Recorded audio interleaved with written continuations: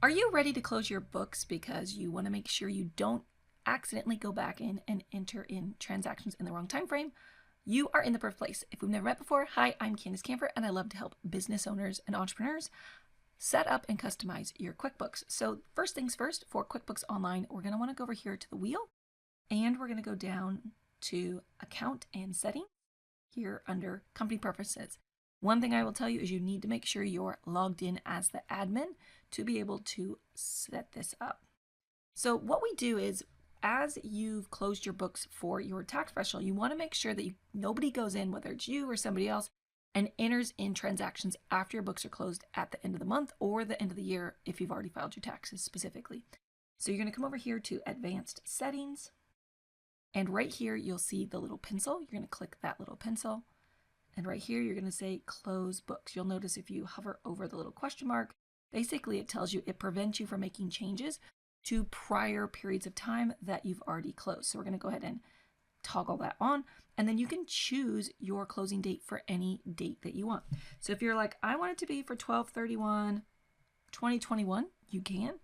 Or if you just want it to be like mid-month. So it depends if you're calendar or fiscal year. You're going to choose at any point. You can do this monthly, you can do this yearly. You definitely want to make sure you do it after you filed your taxes, because you don't want anybody accidentally, you or someone else, entering your transactions on the wrong date. So you have two options when you select this. You can say allow changes after a warning, which means they can still make a change even if the warning comes up, and just ignore it. Or you can change this to with a password. And when you set this password, you want to make sure it's a password that you know as the admin. Perfect. So you've set up your password. You're going to click Save, and nobody will be able to enter any transactions afterwards without a password. So let's say that we want to enter an expense, for example,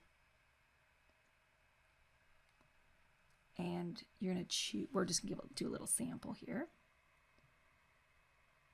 And so it would be anything prior. So if we close it as of December 31st, 2020, if we try to go in and do something December 1st, you'll notice a little warning pops up when we go to save it. Let's put this in as $100. Don't mind like everything I entered. It's just a quick sample. And we're going to click Save.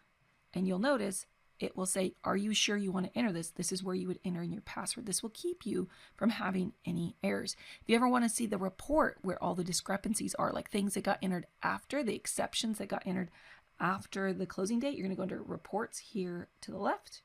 Go over here to the search and type in exceptions to closing date, and any transactions that you entered. Right now we have none because we haven't done them yet, but if you have any that have ever happened, or you're wanting to see if that's ever happened, you can pull this report. But you'll have to make sure you go here under the search to type it in to find it the easiest way.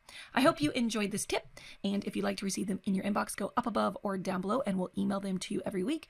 And if you are needing more support on learning exactly how to use QuickBooks from A to Z, check out Confidence with QuickBooks or our next workshop. Have an amazing day. Thank you for being here, and I'll see you inside the next video. Don't forget to subscribe and give us a thumbs up.